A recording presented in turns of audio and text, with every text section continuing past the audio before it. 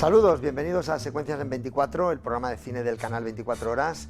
Este viernes va a ser un programa muy especial porque el pasado 31 de octubre nos dejó una leyenda, un mito del cine, Sean Connery. Para muchos, un grandísimo actor, pero para la gran mayoría... Bond. James Bond. Mr. Bond, I suppose you wouldn't care to raise the limit? I have no objection. Sean Connery, 90 años, que ha dado para mucho, tanto en lo personal como en lo profesional. Guillermo Balmori, David Felipe Arranz, buenas noches. Buenas noches, Moisés. Sobre todo, David, un protagonista épico, ¿verdad? Yo de Connery soy devoto. Yo creo que es la historia cinéfila de muchísimos de nosotros que hemos crecido con todo Connery, desde Bond hasta sus últimas películas. Así que un maravilloso programa va a salir. Y Guillermo Balmori, gracias de nuevo por atendernos aquí en tu casa, que mucha gente valora como, bueno, qué espectáculo de decorado habéis conseguido. Es la casa de Guillermo Balmori, ¿eh? Una casa de cine. La verdad es que yo cuando escuché que se había muerto Sean Connery me sorprendió, parece como que no se iba a morir nunca, ¿no? Es como esas cosas que sabes que se va a morir Olivia de Havilland, se estaba diciendo, y al final murió, evidentemente, pero Sean Connery estaba ahí como que nadie se esperaba que iba a morir. Un mito inmortal, ¿no? Un mito Como su personaje, como Ramírez. Bueno, pues Sean Connery ha sido actor, lógicamente, muy valorado por muchas películas, aunque ha tenido esa habilidad, ¿no?, de no encorsetarse en un personaje solo. Pero vamos a hacer un poquito de repaso porque, Guillermo, has encontrado unas fotos muy interesantes de su primera etapa, cuando no era tan conocido. Vaya planta tenía el hombre, ¿eh? 1,90 m, bien armado, ¿eh? Bueno, cuando no era nada conocido prácticamente. Hemos encontrado estas fotos, una es en la Marina, cuando él hizo muchos oficios al principio, fue repartidor de leche, fue pintor de brocha gorda, fue incluso ayudante de imprenta, fíjate, para editoriales. Embadurnador de ataúdes, también es uno de los oficios que tuvo. Tuvo muchísimos, la verdad, no sé si hasta qué punto es leyenda negra todo esto, pero bueno, la verdad es que... Y al final acabó en la Marina, y esta foto, fíjate, tan jovencito, pues se le ve en la Marina, ¿no? Y curiosas son estas fotografías de su etapa de Mr. Universo. Se presentó a Mr. Universo en 1950, no lo ganó, y luego se presentó creo que 2 años más también, o sea, ya se hizo un poco asiduo a este título, que nunca lograría, pero que además le vemos aquí que no parece ni él, ¿no? Además no pega incluso ni con su estilo, ¿no? Estas fotos así tan fornido, siempre lo fue, pero no así posando. No podía ser de otra manera, como modelo, pues prestó su rostro a los spots publicitarios, y aquí hemos encontrado dos muy originales. Pues mira, hay este anuncio de Chesterfield, aquí no era famoso todavía, pero sí que es verdad que tenía esa cara muy publicitaria, muy como dijo. Fíjate, yo creo que uno de los grandes atractivos de Sean Connery, que tiene muchos, es la parte inferior del labio. Si te das cuenta, la parte inferior del labio que se ve en este anuncio es muy carnosa y la tiene prácticamente articulada, casi tiene vida propia, puede articularla y eso le hace muy atractivo porque juega mucho él con esa parte inferior, en este anuncio se ve. Y la otra curiosidad, muchos años después, es que hizo un comercial para televisión, un anuncio para televisión de un whisky japonés. En la televisión de Japón se emitían estos anuncios, hubo varios, de él anunciando este whisky japonés. Suntory Crest, 12 年. Vamos ya con los comienzos cinematográficos de Sean Connery. Muchos lo van a descubrir en James Bond, pero él tuvo un pasado antes de James Bond y concretamente esta película, No Road Back, es el inicio, podríamos decir, su primera aparición cinematográfica, ¿no? Es un trabajo de Montgomery Tully, no es una excelente película, pero él tiene un papelito secundario, entonces no es un cine, el de los arranques de Connery, precisamente memorable, ¿no? O sea, él todavía va a tardar unos años en convertirse en el icono que será con James Bond. Ruta Infernal es una película en la que está con Herbert Lom, una vez más. Parece ser que rodó esta primero antes que la otra, pero aquí sí que se le ve ya, como decía David, en la de la primera, la de Rod Black, es muy secundario. Aquí ya tiene un papel que también es secundario, pero se le puede apreciar más. Él aprendió mucho de un actor que a mí me gusta, que es Stanley Baker, que es su partener también en la película, ¿no? Y es una película que recuerda mucho a los camiones de la nitroglicerina, ¿os acordáis? Del transporte. Del salario del miedo. Sin embargo, su debut fue con una de las bellezas de Hollywood, Lana Turner. Su debut en Hollywood fue la primera película es Brumas de inquietud, que protagonizó con Lana Turner, que no era muy famoso. Lana Turner se volvió loca con él, tuvo un romance con él, pero a la vez Lana Turner estaba con Johnny Stompanato, al que luego la hija de Lana Turner mataría y sería el mayor escándalo conocido en la historia de Hollywood. Tal era así que cuenta la leyenda que tuvo que esconderse Sean Connery porque Johnny Stampanato quería ir a por él a matarlo. Efectivamente, efectivamente. En más de una ocasión se vería en alguna de esas trifulcas. A Sean Connery lo hemos descubierto de mil maneras en el cine, pero cantando para Walt Disney, para todos los públicos y especialmente, pues no tenía mala voz, ¿no? Es su voz, además, la que estamos escuchando, no fue doblado. Oh, she is my dear, my darling one, her eyes so sparkling full of fun. Darby O'Gill, el rey de los duendes, se llama la película, de 1959. Insiste un poco en lo mismo, es un personaje muy para publicidad, muy para poder caricaturizar, muy para Disney, y aquí está, pues eso, cantando y haciendo de leñador, así, de fornido leñador, en esta película 59, todavía le quedan 2 años para James Bond.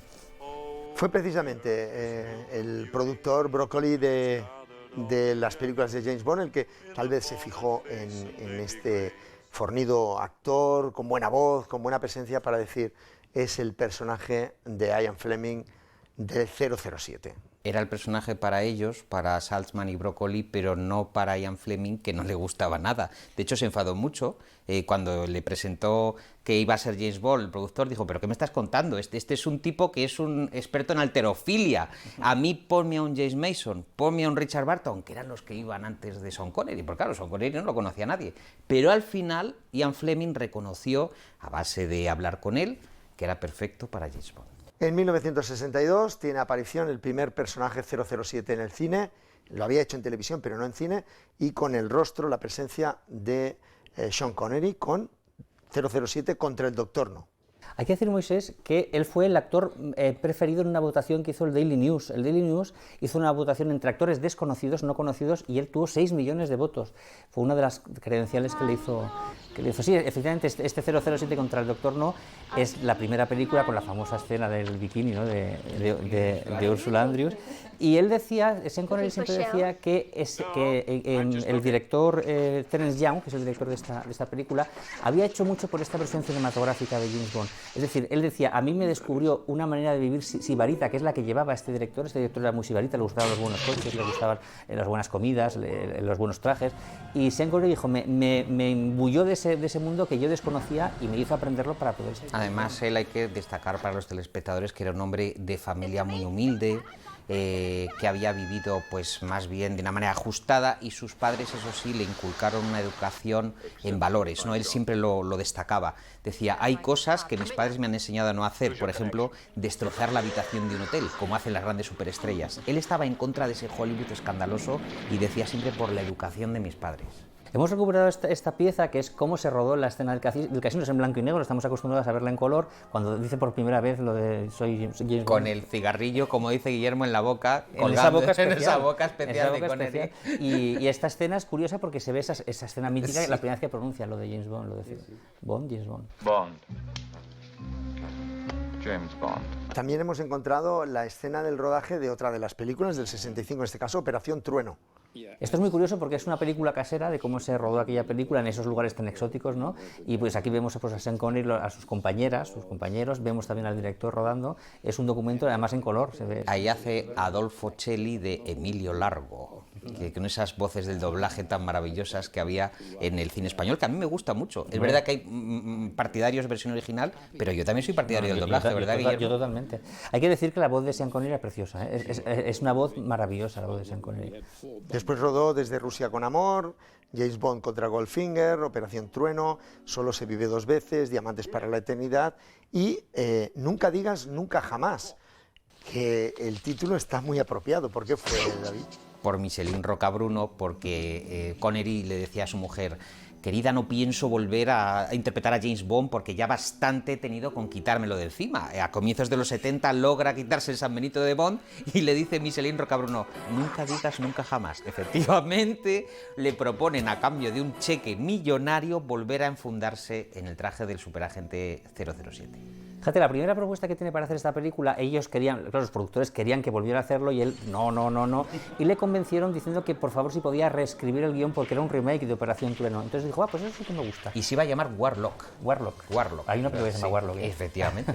y eso fue lo que le convenció y como dice David, luego fue su mujer, dio la puntilla ¿no? para que comenzara a interpretar la última vez que hizo. A mí me encanta, por cierto, de Irving Kershner, que ya había trabajado con Connery en Un loco maravilloso. Vamos a hacer un repaso sucinto, no puede ser muy extendido en poquito tiempo, pero sí más o menos lo más atractivo de la filmografía de Sean Connery. Y cómo no, pues se fijó en él el maestro Hitchcock. Se fijó en él y tiene una anécdota muy curiosa porque él, que era un hombre, digamos, muy puro en ciertos aspectos, hay que recordar que, por ejemplo, rechazó hacer el Cid, que se lo ofrecieron por hacer teatro, que cuando todavía no era ni siquiera tan conocido. Quiere decir que era un hombre muy puro o purista en este sentido. Le dijo a Hitchcock que encantado, pero que le dejara leer el guión.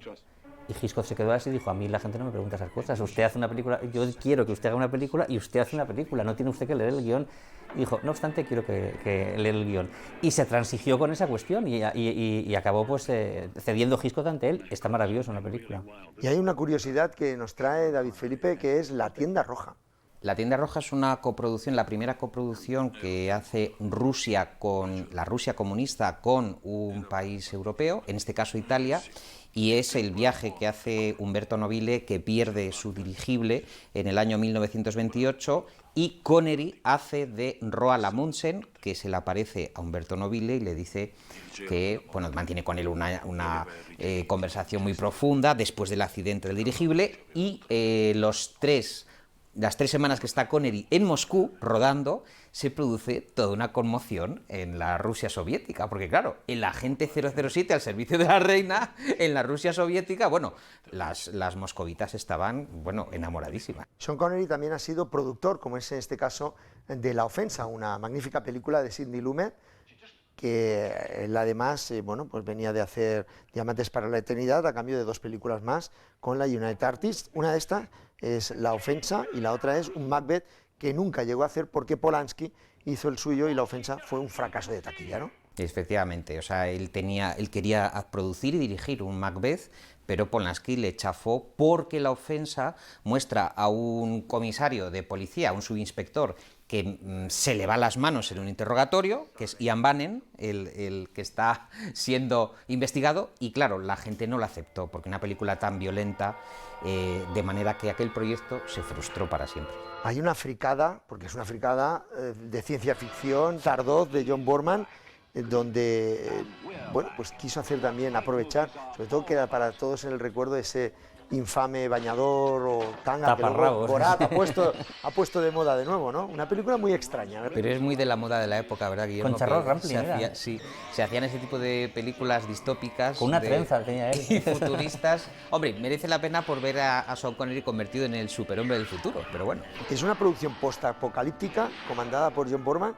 y el propio director dijo que la referencia era El mago de Oz. Una cabeza voladora había.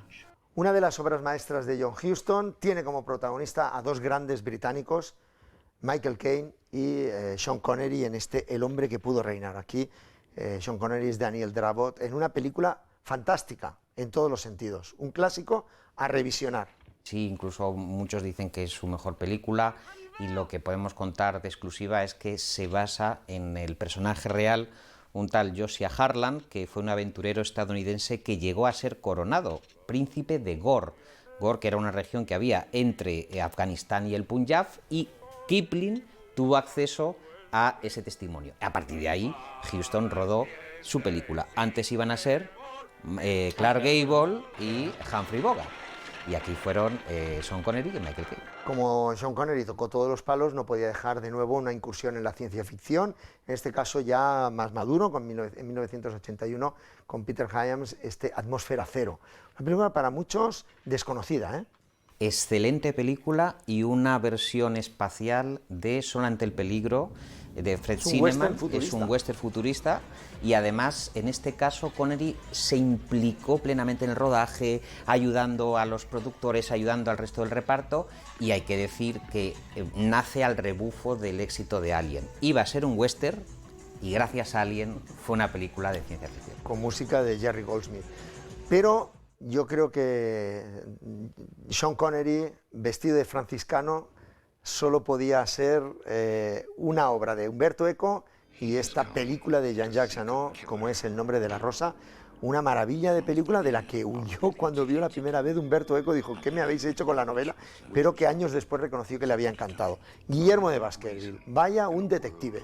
Bueno, es la manifestación o la reunión del personaje de Sherlock Holmes, la reunión de Guillermo de Ockham, el filósofo medievalista. Tiene muchos ingredientes para convertirse en un gran éxito. Es de mis pelis favoritas y son 5 años de preproducción en localizaciones medievales auténticas por toda Europa. Yo creo que esta película inicia el renacer de Sean Connery, porque sí que había pasado por ese periplo un poco de los años 70 con películas bastante regulares, aunque tuvo alguna buena, pero a partir de aquí yo creo que se logra deshacer totalmente de James Bond, que esto es un mérito, porque logra hacerlo al final, y empieza una segunda etapa igual de exitosa probablemente que la de James Bond, en una época en la que pocos actores consiguen esto, ¿no? Tan valiosa fue que, por ejemplo, hay una anécdota que roban durante el rodaje uno de los manuscritos del monasterio de Eberbach, que aparece en la película, que es una B mayúscula, y tienen que volver a... Tan puntilloso era Jean-Jacques Jeannot que volver a dibujar otra vez ese manuscrito con las tintas originales. Y un incendio. Y un incendio, bueno, esa sí que es buena. Es que se quemaban, o sea, en la escena del incendio, Fedor Chaliapin, el propio Connery, se les incendia en ese momento los hábitos, y tiene que tirarse el propio Jean-Jacques Jeannot a proteger a Connery y a Jorge de Burgos se le cae una viga ardiendo encima de la cabeza, o sea que... No eran dobles. No eran dobles, y de hecho Jean-Jacques Jeannot, si lo vemos, deja ese material en la película, o sea que está ahí, tal cual ocurrió. Para el papel de Guillermo de Baskerville sonó Michael Caine y Richard Harris, finalmente Sean Connery, y para siempre ha quedado esa imagen emblemática del gran detective. Los intocables de Elliot Ness, la incursión en el mundo policíaco del thriller, una película de Brian De Palma que después veremos le dará el Oscar, pero sobre todo la película en sí, Guillermo, es maravillosa. Sí, bueno, es lo que digo, es este resurgir, ¿no? de él, es coprotagonista, no es el protagonista, pero es coprotagonista. Le dio el Oscar, hemos dicho, a mejor actor de reparto y lo celebró por todo lo alto. Era el reconocimiento, ya no a James Bond, sino a un gran actor, ¿no? Bueno, al fin y al cabo es un Oscar al mejor secundario, no es el Oscar principal, pero sí que es verdad que, claro, fue muy buen recibido y muy ovacionado este Oscar Es que el reparto estaba Kevin Costner, Andy García, había un reparto magnífico. Pero se los come con patatas. Se los come literalmente. De hecho, una de las ventajas que tiene Sean Connery es que en los papeles que estamos viendo en algunos, si no era el papel protagonista, se merendaba literalmente. Y una anécdota importante, o una de las imágenes de esa noche, Guillermo, es su aparición para dar un Oscar. Es muy curioso porque esa noche, que es la noche que le dan el Oscar, curiosamente el apoteosis de esa noche respecto a él no es cuando él recibe el Oscar, es cuando sale a presentar el Oscar a los mejores efectos especiales de ese año, que sale como de unas brumas así, y entonces la gente se queda como nubilada, y además se ve que es espontáneo, la gente empieza casi a aullar, ¿no? Porque le ven allí saliendo con esa planta, ponen la música, ponen además la música de James Bond, que él a veces no era muy proactivo a que le identificaran, esa noche sí que lo hace. The name is Connery, Sean Connery. Hace de James Bond delante de todo el mundo allí y es la locura, más incluso de cuando le dan el Oscar. Es decir, el momento glorioso de esa noche y de la historia de los Oscars con Sean Connery es ese del Oscar a los mejores efectos especiales que lo otorga él. ¿Quién nos recuerda el papel de Ramírez en Los Inmortales? Una película que tal vez sin Sean Connery no sería tan importante o vistosa, porque Christopher Lambert tampoco fue un gran actor, pero ahí está Ramírez. Por una semana, $1 millón, ¿dónde se había encontrado esto? Es decir, precisamente la velocidad del rodaje, el impacto que tiene Connery, porque apenas yo creo que son 15 minutos en pantalla, y su personaje, esto hay que decirlo, tiene 2.437 años, o sea que era un inmortal con todas las de la ley. Se come a Christopher Lambert, lógicamente, porque yo creo que Russell Mulcahy quería hacer la película por Connery, fueron a las Highlands, a Escocia, y Connery se agarraba unas melopeas bastante importantes y además con whisky casero. Whisky casero que hacían unos amigos de él. No el japonés. No el japonés no.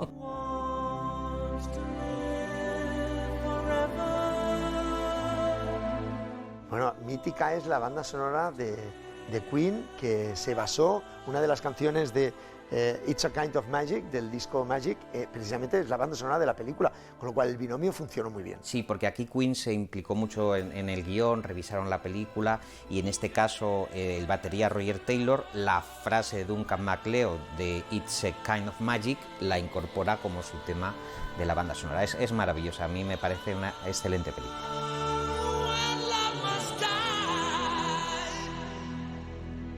La caza del octubre rojo, para muchos una película de acción tremenda, donde una vez más Sean Connery se come a todos los actores. No era el principal personaje, pero es que su presencia... Además se adapta muy bien a los tiempos de John McTiernan, de La jungla de cristal, Tom Clancy, las novelas de espionajes, el fin de la Guerra Fría, todo ese mundo que Connery lo había vivido en su etapa joven, aquí como otoñal, casi militar, ¿verdad?, que es muy fiel a unos valores y unos principios. Es un poco como el Capitán Nemo, ¿verdad, Moisés?, de finales del siglo XX. Y Alan Quatermain es un personaje basado en la literatura y no es tal vez la mejor película, pero fue la última de Sean Connery. Es la que él eligió para despedirse, porque realmente lo eligió, quiero decir, tenía ofertas luego para haber hecho muchas más cosas, pero él eligió Alan Quatermain, que es en la película La Liga de los Hombres Extraordinarios, bueno, es el protagonista de Las Minas del Rey Salomón. Es una pena porque se enfadó tanto cuando vio el producto final que fue la que provocó su retirada. Fijaos que había rechazado el papel de Gandalf en El Señor de los Anillos que estaba preparando Peter Jackson para despedirse del cine. Y también le habían ofrecido otro papel en Matrix a Sean Connery, los había rechazado. Sean Connery ha tenido una relación muy especial con España, no solamente porque vivió durante muchos años, sino porque muchas de sus películas más emblemáticas también tienen como escenario en nuestro país, como es este caso, La frontera del terror. Son dos contrabandistas, son dos amigos que llevan un barquito, es Van Johnson, el protagonista, y Connery es verdad que le roba muchos planos. Tienen alguna pelea de taberna donde es bastante impactante ver a Connery sacar los brazos a pasear. Hay que decir que esta película se rodó en Málaga y en Alicante, en Almuñécar se rodó, y que fíjate, era la tercera o cuarta de él, que ya desde el principio su carrera estuvo vinculada en España, porque aquí estos sus comienzos, no había hecho todavía ninguna película en Hollywood, le faltaba por hacer James Bond y ya estaba vinculado con Málaga, concretamente con Andalucía, que hay que decir que rodó mucho en España, pero casi todo en Andalucía. Por ejemplo, en Málaga y en Almería rodó La colina de los hombres perdidos de Sidney Lumet. Sí, esta película que decíamos que era su debut con Sidney Lumet y que efectivamente además está muy bien porque todas estas películas se reconocen muy bien los escenarios. Es decir, de hecho la Junta de Andalucía tiene, yo lo he visto en su página web, creo que incluso tienen alguna ruta para visitar, pone Sean Connery en Andalucía. Shalako, de Edward Dimitri, rodada en Almería, junto con Brigitte Bardot, de Stephen Boyd y Joe Hawkins, es como una especie de western también, ¿no? Bueno, él decía que su papel soñado era hacer películas del oeste, la hizo y fue un fracaso estrepitoso, pero tampoco funcionó muy bien la química, ¿verdad?, con Brigitte Bardot. Y eso que estaba guapísima. Y quedó un poco eso en aguas de borrajas, pero por lo menos Connery interpretó a ese John Wayne que siempre había querido ser. Son estas películas que yo interpretó en los 70, finales de los 60, 70, que hizo muchas estas muy mediocres, muchas.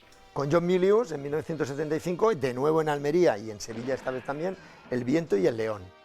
Hay una anécdota muy bonita que hay que decir a los espectadores, y es que El viento y el león, el título se lo inspira una carta que se intercambia el auténtico El Rashuli, que se basa en un personaje real, en un rifeño real que encabezaba las revueltas, y se lo manda a un militar español en 1913, y la frase original que da pie a la película es: usted y yo formamos la tempestad.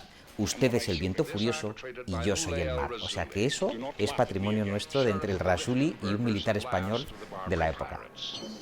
Robin Hood tuvo un romance y es Robin y Marian, película rodada en Zamora y Navarra a cargo de Richard Lester. Bueno, es lo que pasó cuando Errol Flynn dejó a Olivia de Havilland en la versión del año 38. ¿Qué pasó después, no? Pues eso es lo que es Robin y Marian, que además, fíjate, Robin y Marian, el hombre que pudo reinar y El viento del león, rodadas las tres seguidas. Son tres películas, digamos, de aventuras muy, yo creo que de las grandes películas de aventuras contemporáneas, ¿no? Las tres de la Columbia. Y que mucha gente considera que son el canto del cisne del cine de aventuras tradicional. Yo creo que son, para mí ya no formarían parte de ese cine, son mucho más oscuras, las tres son esa fotografía muy crepuscular, exacto.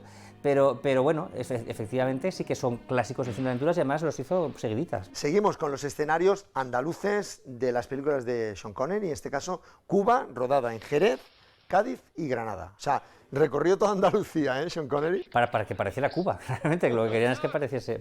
Una película de Richard Lester irregular, porque la anécdota es que no habían terminado el guión y estaban rodando ya. Y de hecho Connery, que vuelve a hacer de otro agente británico que asesora, en este caso a Batista, pues tampoco acabó muy bien la película. No está mal, sobre todo para fans de Connery. Bueno, en 1988... George Lucas estaba buscando a un protagonista que pudiera ser creíble como padre de ni más ni menos Indiana Jones, y encontró un Henry Jones perfecto.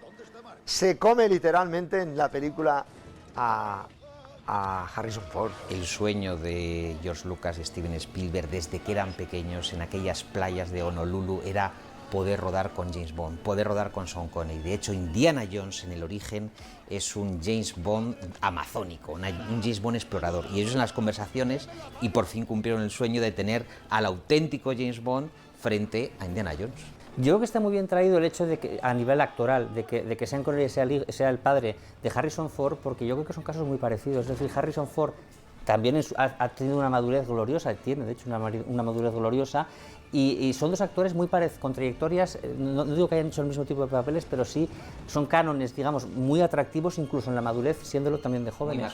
Muy masculinos. Solo le llevaba 12 años, es decir, en la vida real no hubiera podido ser, pero es tan creíble y es tan divertido el papel del padre que literalmente se empapa de la historia. Es que Sean Connery lo resignifica, es decir, ese guión que estaba escrito muy secundario con un padre más bien despistado, lo potencia al infinito él, ¿no? O sea, que él tiene incorporaciones propias al guión. Y Marbella, que decíamos que había sido su residencia, él pilló la época buena de Marbella, ¿verdad? Pilló la gran época, bueno, es que la creó él. Es decir, yo creo que la época buena de Marbella la creó gente como Deborah Kerr, que vivió allí, o él que vivió allí. Sean Connery, lógicamente, además de cine, hizo teatro, con esa voz y con esa planta, la verdad es que llenaba el escenario. Lo pudimos ver en una Ana Karenina, de la cual estas imágenes, ¿no? Cuando hizo esta cara, a él le gustaba mucho el teatro, como tú dices, le gustaba mucho hacer teatro para la BBC, es una cosa que le encantaba. Una vez que incluso ya había alcanzado la fama, hizo esta Ana Karenina para la BBC, que daba además el tipo perfecto de ruso, con esos bigotazos así, tan moreno, le sentaba fenomenal el sombrero ruso. Hizo esta Ana Karenina, que casualmente fue lo que más se valoró como actor hasta la fecha, más que las películas, que son interpretaciones en el cine. Este Ana Karenina para televisión fue lo que casi diría que le consagró como que podía ser un actor solvente. Esta semana, en nuestra sección de libros, no vamos a recomendar ninguna obra porque, bueno, pues Sean Connery acapara portadas y, lógicamente, hay biografías y también libros dedicados a la gente 007, pero sí que vamos con nuestra cápsula de la enciclopedia visual, cinecinéfilos.com, con una protagonista muy especial. Pues sí, con Lana Turner, que fue esa primera actriz con la que debutó Sean Connery en Hollywood, que aquí la vemos visitando los Reales Alcázares de Sevilla, también en la tierra tan querida por Sean Connery, acompañada de Lex Barker, que por entonces era su marido y que era Tarzán, la gente le conocía por Tarzán. Aquí además están acompañados, el Cicerone es Chicote. Tarzán, que fue también marido de Tita Cervera. Y Tarzán, que fue el protagonista de una de las primerísimas películas de Connery, lo que pasa es que era Gordon Scott y no Lex Barker. No fue mal Tarzán, Lex Barker, ¿eh? No fue malo, no fue malo. Hemos llegado al final del programa, no hay tiempo para más. Hemos hecho un repaso rápido a la trayectoria profesional y también personal de Sean Connery, también por su paso en España. Y espero que hayan disfrutado de este mito del cine que nos dejó el pasado día 31 y que ha sido realmente una conmoción para el mundo del cine, la pérdida del gran Sir Sean Connery. David Felipe Ranz, buenas noches. Muy buenas noches, él nos está viendo donde esté. Guillermo Almori, gracias de nuevo también por acogernos en tu casa, rodeado de mitos de cine. La semana que viene con más homenajes y más historias aquí. Y nos vamos con una sonrisa, sobre todo al verlo bailar, un tango muy especial en Nunca digas nunca jamás, al lado de Kim Basinger, una de las películas de James Bond, con el gran Sean Connery. Hasta la semana que viene.